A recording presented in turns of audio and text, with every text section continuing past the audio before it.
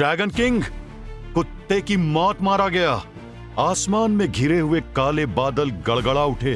चारों ओर मौत की गंध से सन्नाटा पसर गया। वहीं बीच में खड़ा था एक नौजवान लड़का, जिसके सीने को चीरकर तलवार आर पार निकल चुकी थी। उसके होंठों से टपकता हुआ खून इस मंजर को और भी ज्यादा खौफनाक बना रहा था। हम तो एक दूसरे से प्यार करते थे, तो क्यों किया तुमने ये? क्यों? ये सवाल सुनते ही सामने खड़ी लाल आंखों वाली लड़की के चेहरे पर शैतानी मुस्कान उभर आई और वो डरावनी हंसी हंसते हुए बोली, क्योंकि मुझे तुझसे ड्रैगन की हड्डी का वो तिलस्मी टुकड़ा छीनना था, जिससे मैं बन जाऊंगी सर्वशक्तिशाली।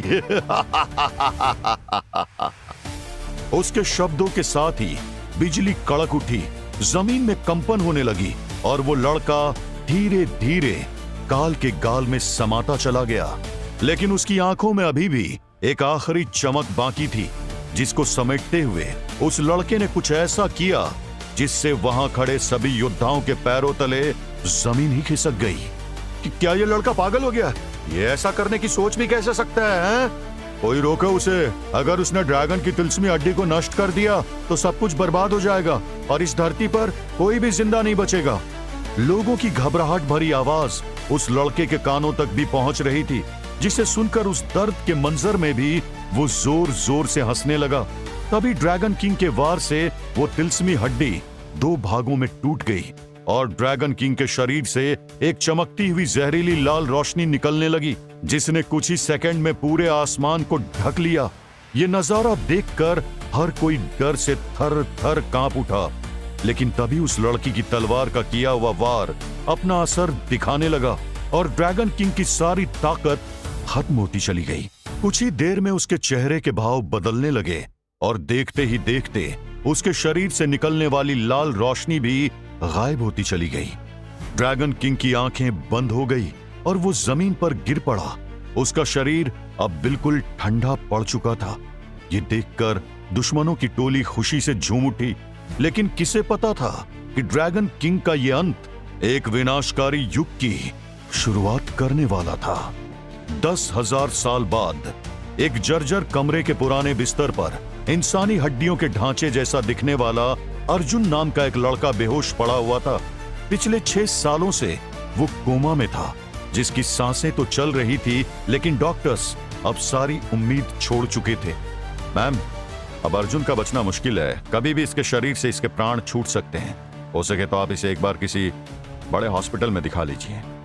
डॉक्टर की बात सुनते ही अर्जुन की मां के दिमाग में तरह तरह की बातें घूमने लगी और वो खुद में ही बुदबुदाते हुए बोली, क्या मुझे उनसे मदद मांगने जाना चाहिए? हाँ, मुझे जरूर उनके पास जाना चाहिए। मेरी सेल्फ रिस्पेक्ट मेरे बेटी की जान से बढ़कर नहीं है। मैं आज ही उनसे मदद मांगने जाऊंगी। हाँ। खुद से ही बड़बड़ाते हुए वो औरत हाथ में एक आयुर्वेदिक दवा पकड़े तेजी से अपने घर की ओर चली गई। वहीं दूसरी तरफ घर पर उस मरे से सन्नाटे के बीच एक नया तूफान अंगड़ाई ले रहा था, जहां कोमा की हालत में पड़ा हुआ अर्जुन अचानक ही बहुत तेज तेज सांसें लेने लगा। उसका शरीर बुरी तरह कांप रहा था और देखते ही देखते अचानक से उसकी सांसें थम गई। अर्जुन का चेहरा सफेद पड़ गया और उसके होंठ नीले हो गए। तभी कमरे में चारों ओर सुनहरी रोशनी फैलने लगी और इसी रोशनी के साथ सुनाई दी एक खतरनाक ड्रैगन की दहाड़। इस आवाज की तरंगे सीधे अर्जुन के कानों से होते हुए उसके दिमाग में जा पहुंची। उसका शरीर एक बार फिर से कांपने लगा और उसका माथा चमक उठा। तभी अचानक अर्जुन ने एक झटके के साथ अपनी आंखें खोल दी। कमरे में चारों ओर सन्नाटा पसरा हुआ था और अर्जुन को समझ नहीं आ रहा था कि आखिर वो है कहां। तभी उसने बेड से उठने की कोशिश की, पर वो खुद को जरा सा भी हिला नहीं पाया। लेकिन अचानक उसे एक गूंजती हुई आवाज सुनाई दी, ए लड़के, क्या तुझ में इतनी भी ताकत नहीं कि तू अपने शरीर को उठा सके? क्या तू समय से पहले बूढ़ा हो गया है? इस सवाल ने अर्जुन को अंदर से झकझोर दिया और वो कांपती आवाज में बड़बड़ाया, नहीं, मैं बूढ़ा नहीं हूं, मैं बूढ़ा। अर्जुन अंदर ही अंदर बेचैन हो उठा और अचानक वो तेजी से अपने कांपते पैरों पर खड़ा हो गया। लेकिन अगले ही पल वो खुद को संभाल नहीं पाया और जमीन पर गिर पड़ा। उसका शरीर पसीने में भीग चुका था, लेकिन अब उसे सुनाई देने वाली आवाज कहीं गायब हो चुकी थी।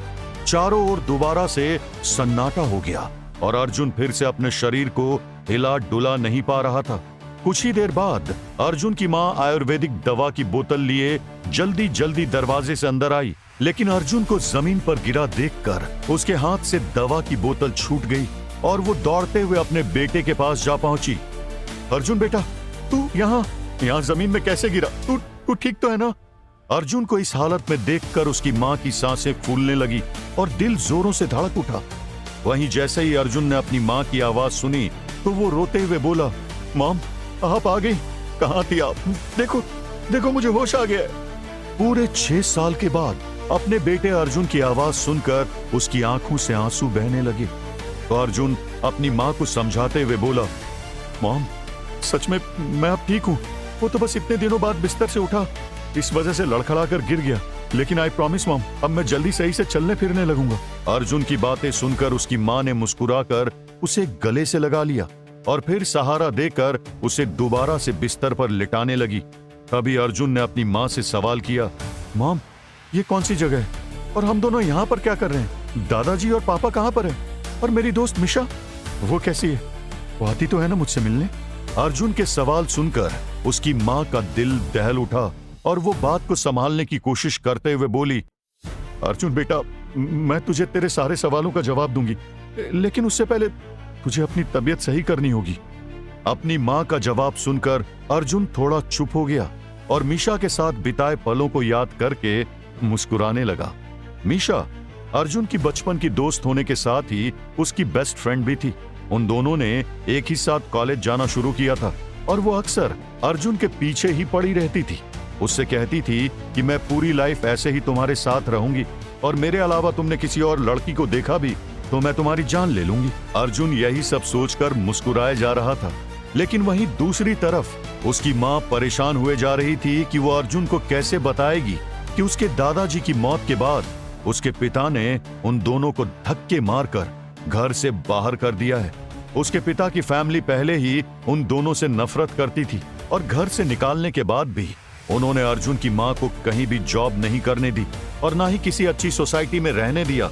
यही वजह थी कि आज वो दोनों गरीबों की जिंदगी जीने पर मजबूर थे।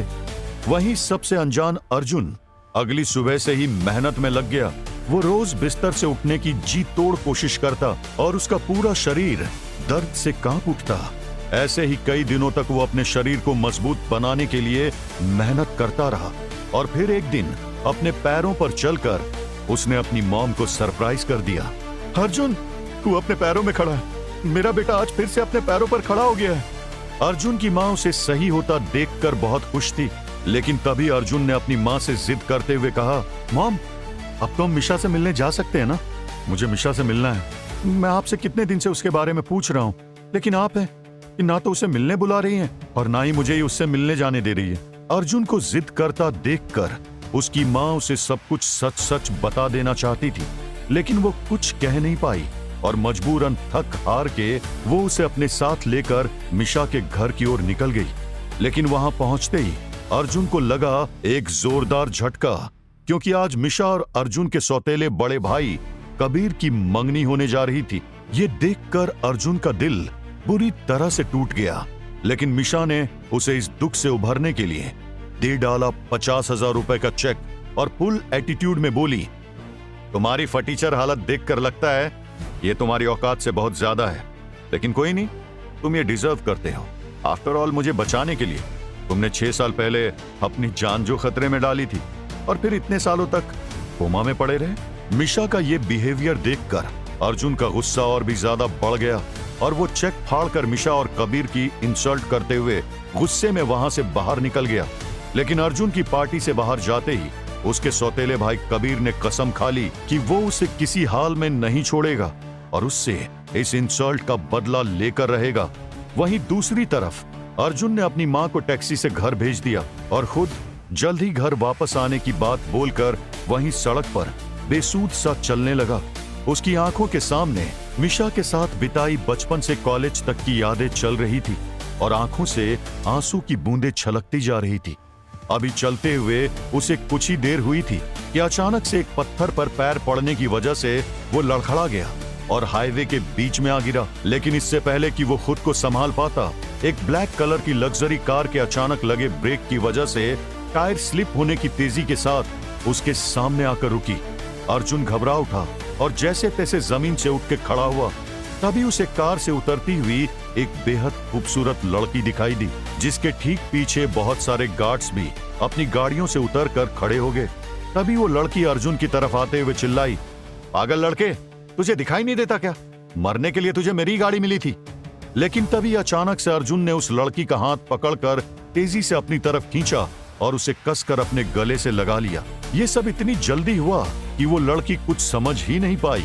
लेकिन जैसे ही उसे होश आया तो उसे एहसास हुआ कि अर्जुन की पीठ में गोली लगी हुई है और वो बेहोश हो चुका है। आखिर किसने मारी थी अर्जुन को गोली, और यूं अचानक से क्यों लगा लिया था अर्जुन ने किसी अनजान लड़की को गले? क्या इन सवालों के जवाब जुड़े हुए हैं ड्रैगन किंग की जिंदगी से? जानने के लिए सुनिए हमारी दिलचस्प कहानी किंग ऑफ ड्रैगन, सिर्फ पॉकेट एफएम ऐप पर। आगे की कहानी जानने के लिए डिस्क्रिप्शन में दी लिंक से डाउनलोड करें पॉकेट एफएम ऐप।